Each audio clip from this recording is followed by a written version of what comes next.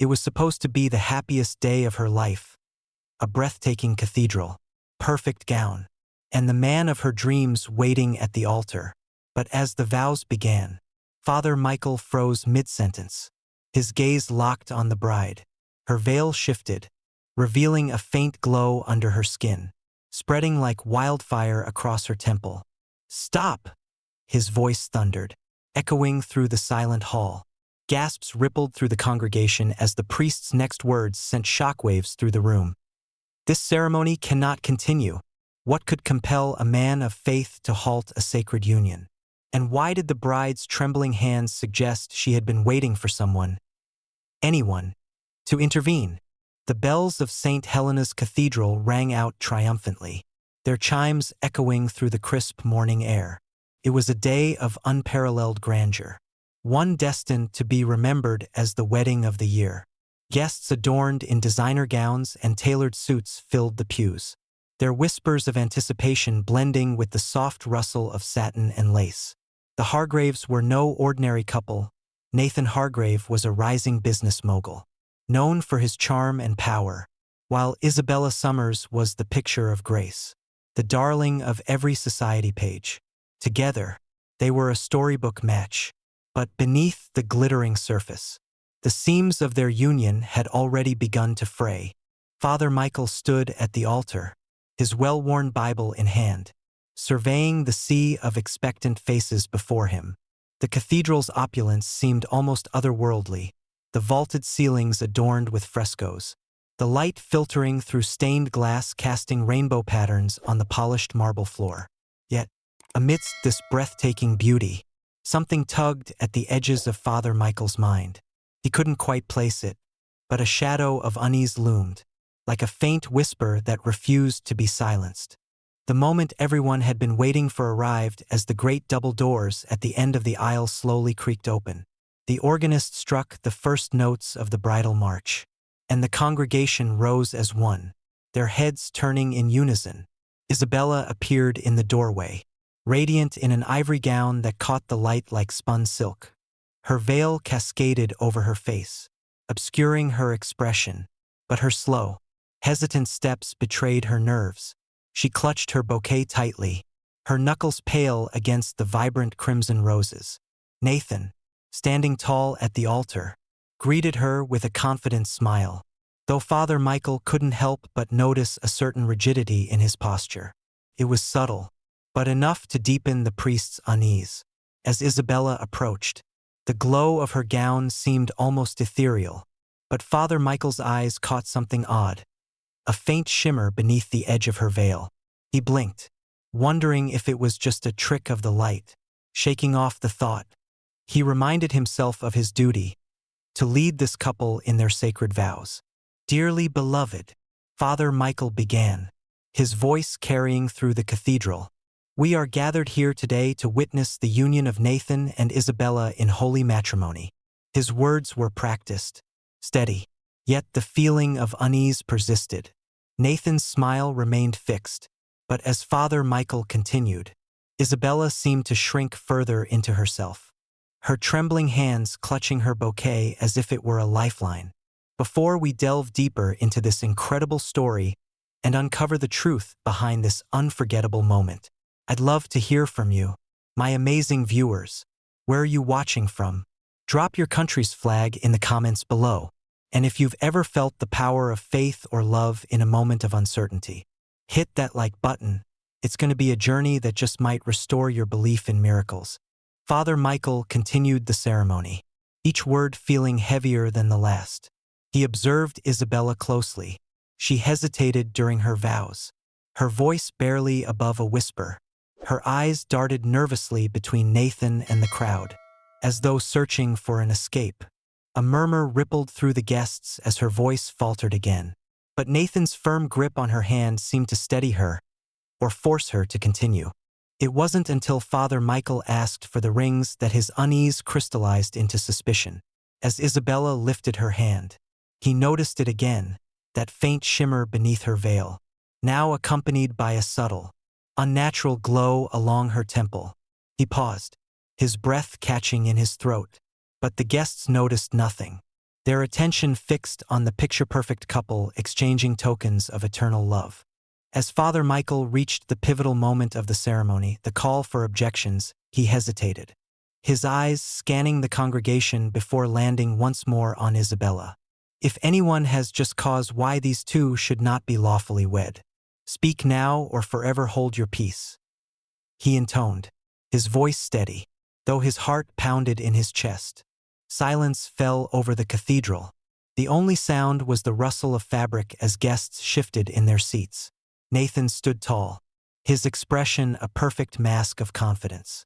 But Isabella seemed to waver.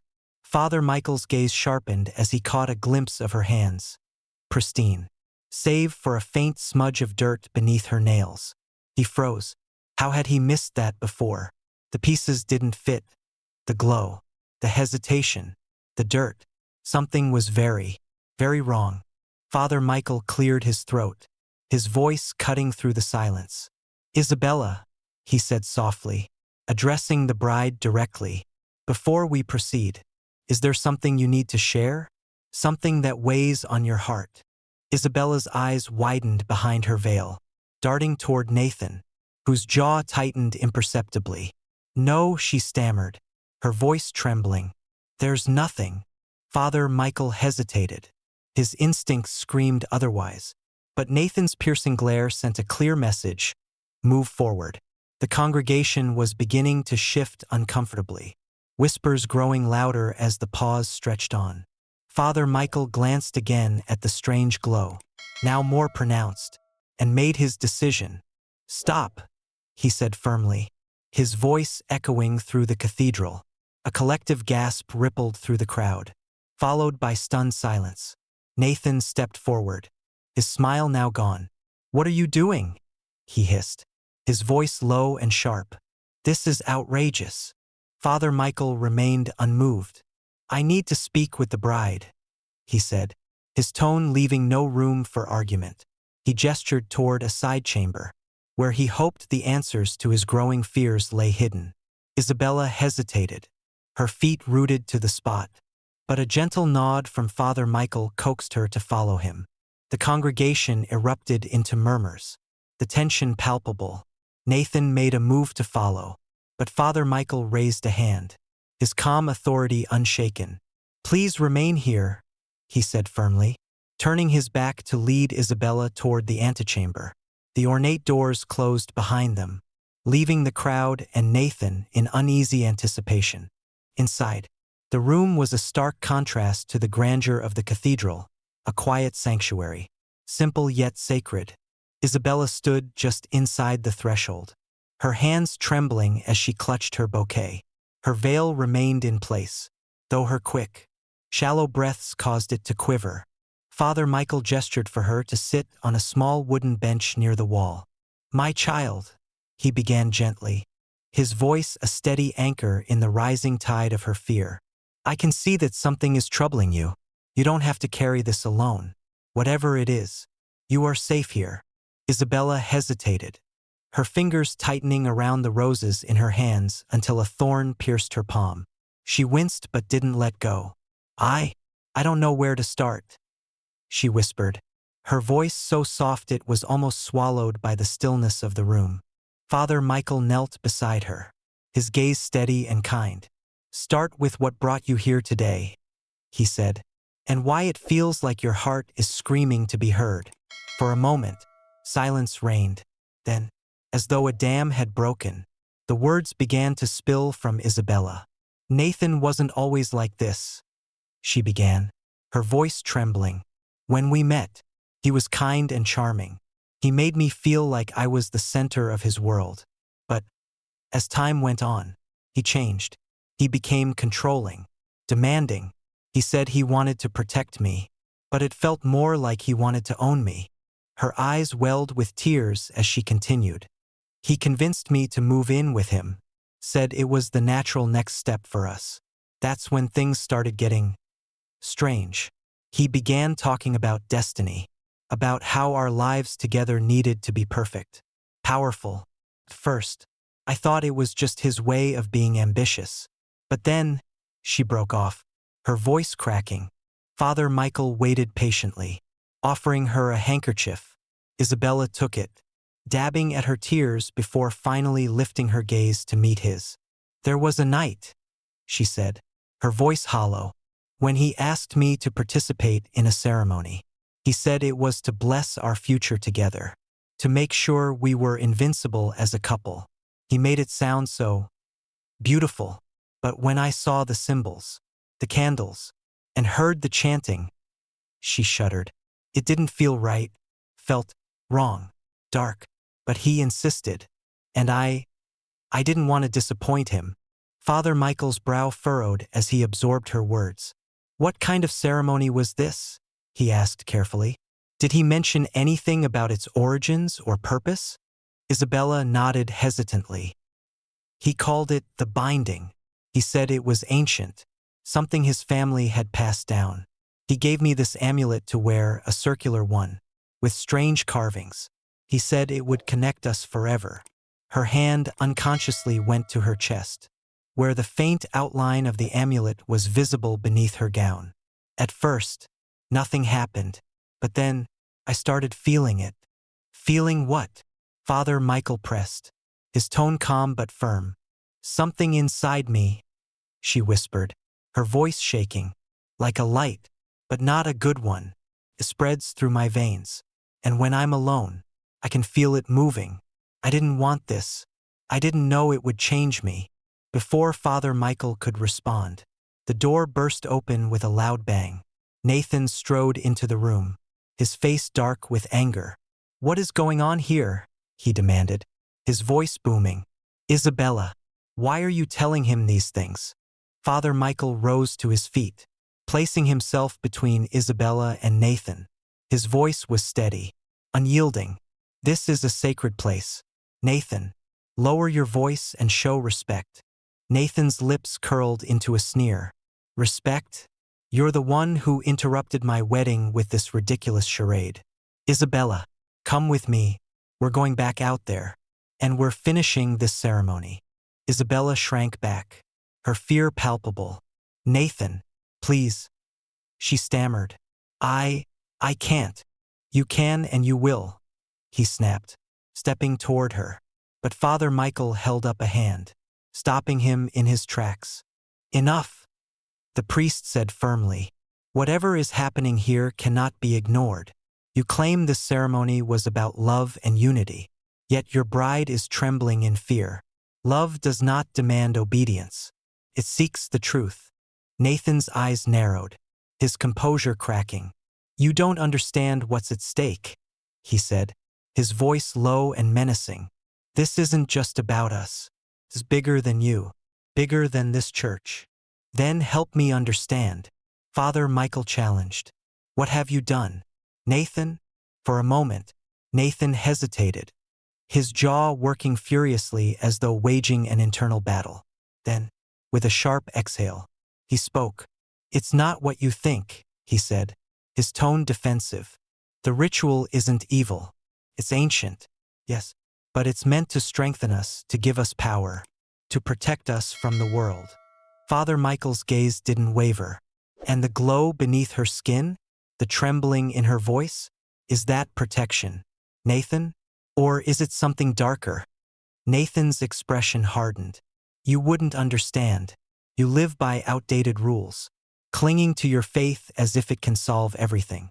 This is real power, and you have no right to interfere. The only power I recognize is the power of truth." Father Michael replied. "And the truth is that Isabella is suffering.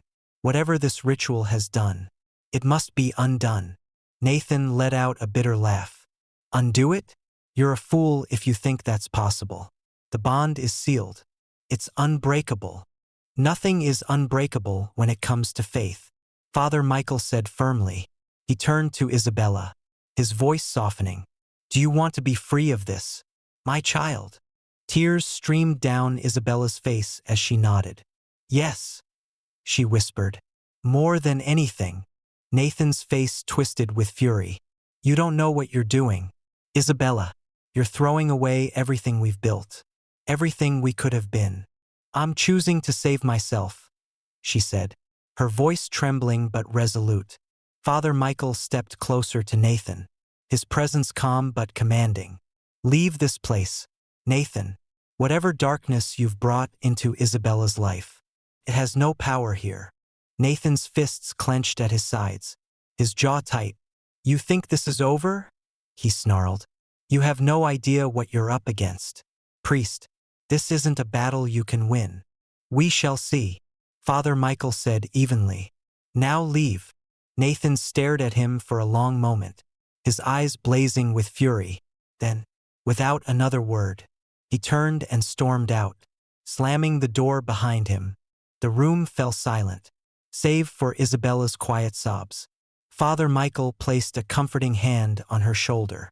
"We will free you from this," he said gently.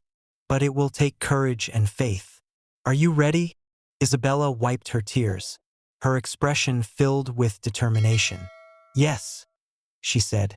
"I'm ready." As they prepared for what lay ahead, the faint glow beneath Isabella's skin pulsed ominously, a reminder of the battle yet to come. But in that quiet moment, hope flickered, its light stronger than the shadows that threatened to consume them. The journey was far from over, but the first step had been taken, a step toward truth, redemption, and freedom. The dark truth. The air in the chapel grew colder, heavier, as Father Michael led Isabella back to the main sanctuary. The congregation had been ushered out by an assistant, leaving the grand cathedral eerily empty. The golden light from the stained glass windows, once warm and inviting, now seemed muted, as if the building itself braced for what was to come. Isabella's hands clutched the edge of her veil, her breaths shaky and shallow. The faint glow beneath her skin pulsed faintly, like a warning of the darkness that lingered just beyond their understanding. Father Michael walked ahead, his shoulders set with quiet determination. "We need answers," he said, his voice echoing in the cavernous space. "Whatever Nathan has done, it was not of God. It's time we uncover the truth." Isabella hesitated, her voice barely above a whisper. "How do we even begin to fight something like this?" He said, "The bond is unbreakable." Father Michael stopped and turned to her, his gaze steady. "No bond is unbreakable when forged in deceit and darkness. Faith can sever even the strongest chains. But first, we must understand what we're up against." As they moved toward the small rectory adjoining the cathedral, Isabella's steps faltered. She turned to Father Michael, her eyes wide with fear. "What if he's right? What if breaking this bond destroys me too?"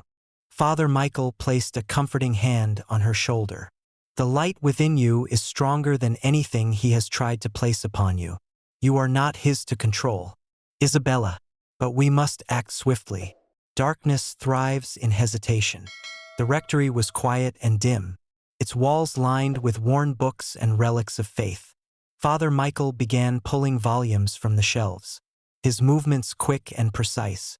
He laid several ancient tomes on the table, their leather bindings creaking as he flipped through the pages. "What are you looking for?"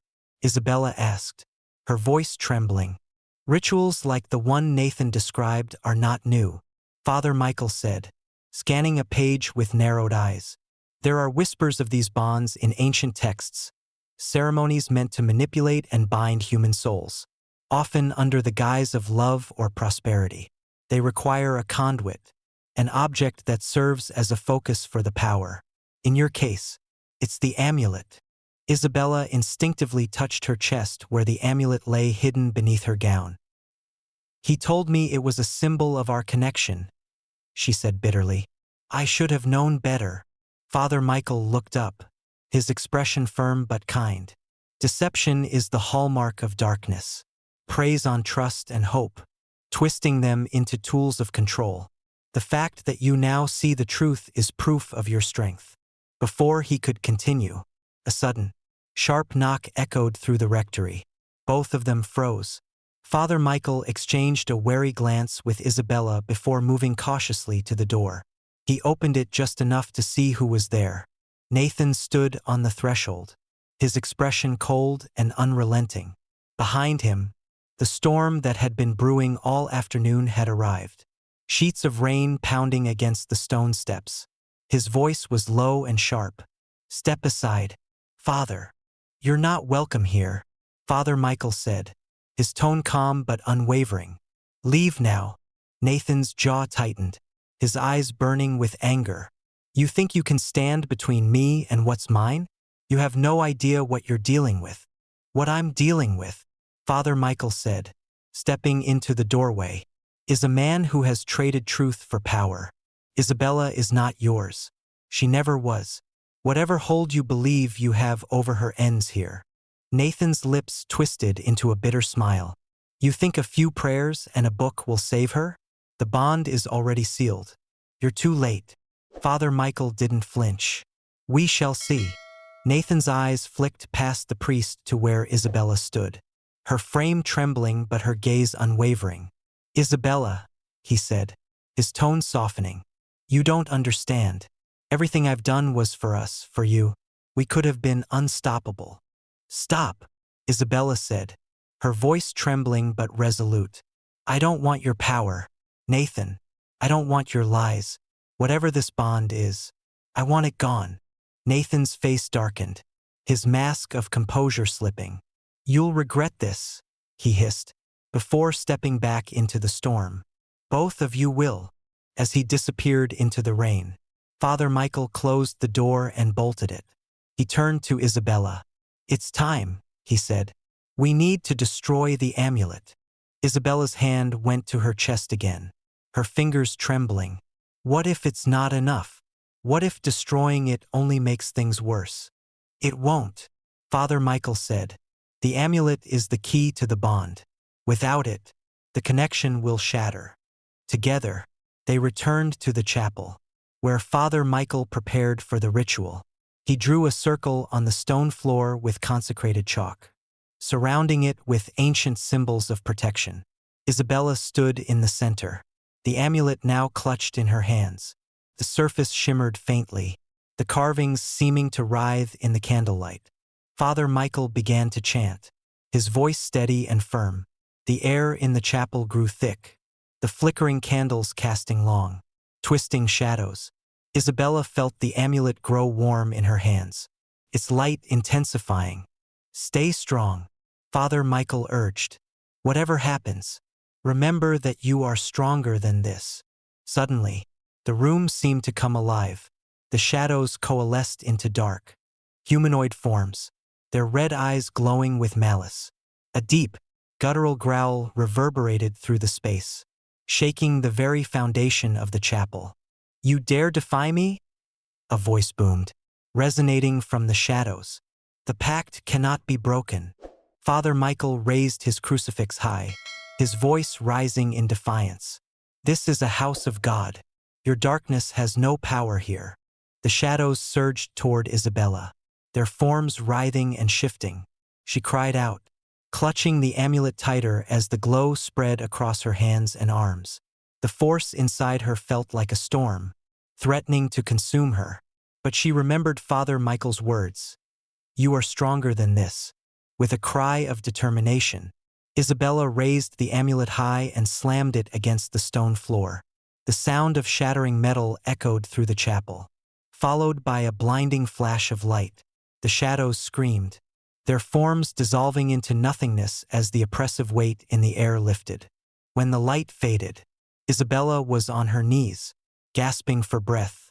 The glow beneath her skin was gone, and the amulet lay in pieces at her feet. Father Michael knelt beside her, his hand steady on her shoulder. "It's over," he said softly. "The bond is broken." Tears streamed down Isabella's face, a mix of relief and exhaustion. "Thank you," she whispered, her voice thick with emotion. "Thank you for saving me." But as they sat in the quiet aftermath, Father Michael knew the battle wasn't entirely over. Nathan's words echoed in his mind, a warning of the darkness still lurking in the shadows. He helped Isabella to her feet, his resolve stronger than ever. "You are free now," he said, "but we must remain vigilant. The darkness does not let go so easily. We will face whatever comes next." Together, as they left the chapel, The storm outside began to subside, the first rays of dawn breaking through the clouds. In that moment, Isabella felt something she hadn't experienced in a long time: hope. It was fragile, like a flickering flame, but it was hers. And so, in the face of darkness, a new chapter began, a story of courage, faith, and the light that triumphs over even the deepest shadows. If you've ever believed in the power of standing up for what's right, hit that like button. And don't forget to share where you're watching from in the comments below. This story isn't just about one woman's fight. It's a reminder that hope can light the way for us all. A new beginning. The first rays of sunlight spilled over the horizon, bathing the cathedral grounds in soft, golden light. The storm that had raged through the night had finally passed, leaving the air crisp and clean. Isabella stood at the edge of the chapel steps, her veil in her hands, no longer a shield but a symbol of something she had shed, a layer of fear, deception, and control. Beside her, Father Michael gazed out at the horizon, his quiet presence a steady reminder that light always follows the darkest of nights. The silence between them was comforting, not the heavy, oppressive quiet of the past, but one filled with possibilities. Isabella took a deep breath, the weight on her chest finally lifting. "It feels different," she said softly, her voice carrying a hint of wonder. "Like I can breathe again." Father Michael turned to her, a gentle smile softening his weathered features. "That's the power of freedom, my child. It's not just the absence of darkness, it's the presence of light." For a long moment, Isabella said nothing, her gaze fixed on the horizon. "Do you think it's really over?" she asked, a note of hesitation in her voice. "What if Nathan comes back? What if?" Father Michael placed a reassuring hand on her shoulder. "Darkness may try to return, but you are not the same person you were yesterday. You are stronger now, and you are not alone." His words settled over her like a warm blanket, and for the first time in what felt like forever, she smiled a real, unguarded smile. "Thank you," she said, her voice steady, "for everything."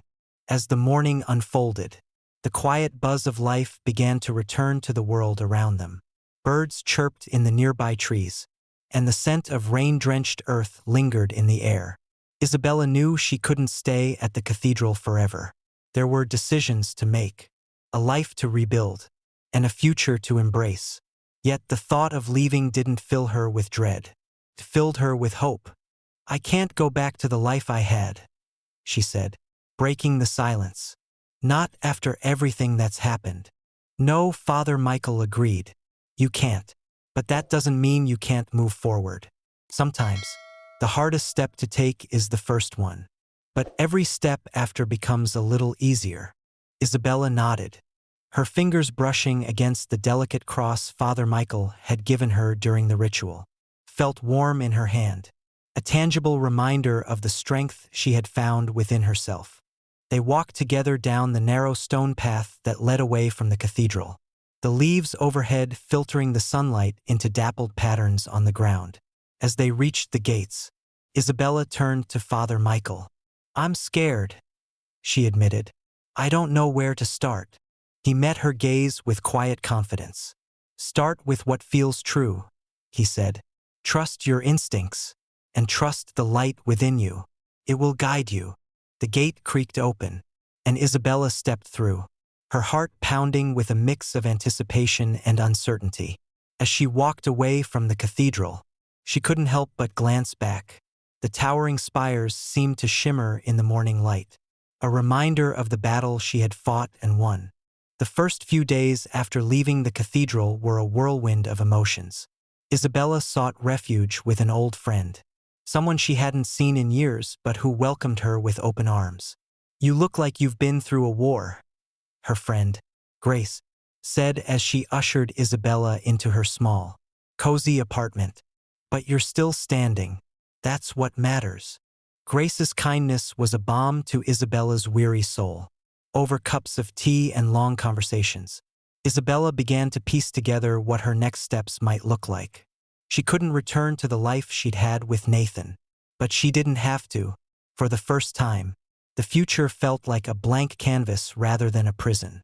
One morning, as the sun streamed through Grace's kitchen window, Isabella found herself reaching for a pen and paper. The words came slowly at first, hesitant and unsure, but soon, they poured out of her like a flood. She wrote about the ritual, the shadows, and the amulet. She wrote about the fear and the courage it had taken to break free. But most of all, she wrote about the light, the quiet, unyielding strength that had carried her through. The process was cathartic, each word a step toward reclaiming her story. When she was finished, she folded the pages carefully and set them aside. They weren't for anyone else, not yet. For now, they were for her, a testament to how far she had come. A few weeks later, Isabella found herself drawn back to the cathedral. It was a crisp autumn morning, and the air was filled with the scent of fallen leaves. She had no clear reason for returning, only a sense that there was something left unfinished. Father Michael greeted her at the chapel doors, his expression warm and welcoming. "It's good to see you," he said. "You look well." "I feel lighter," she admitted, "but I still have questions." "Then let's talk," he said, leading her to the same bench where they had first spoken. As they sat together, Isabella shared the thoughts that had been swirling in her mind. She spoke of her fears and her hopes, of the future she wanted to build. Father Michael listened patiently, offering wisdom when needed but mostly allowing her to find her own answers. By the time their conversation ended, Isabella felt a renewed sense of clarity. "Thank you," she said, her voice filled with gratitude. "Not just for what you did that day, but for everything since. You helped me find a strength I didn't know I had." Father Michael smiled, his eyes shining with pride. "The strength was always there, Isabella. All I did was help you see it." As Isabella walked away from the cathedral for the final time, she felt a sense of peace she hadn't known was possible. The future was still uncertain, but it no longer felt like something to fear. It felt like a gift, a chance to start anew. And so, Isabella stepped into her new beginning, not as a woman defined by the shadows of her past, but as someone who had learned to find light in the darkest of places. Her story wasn't over, it was just beginning, and as she moved forward, she carried with her the quiet, unshakable belief that even the deepest wounds could heal, and even the faintest light could guide the way. If the story moved you, share it with someone who might need a reminder of their own strength. And let us know in the comments where you're watching from. We'd love to hear your stories of hope and resilience.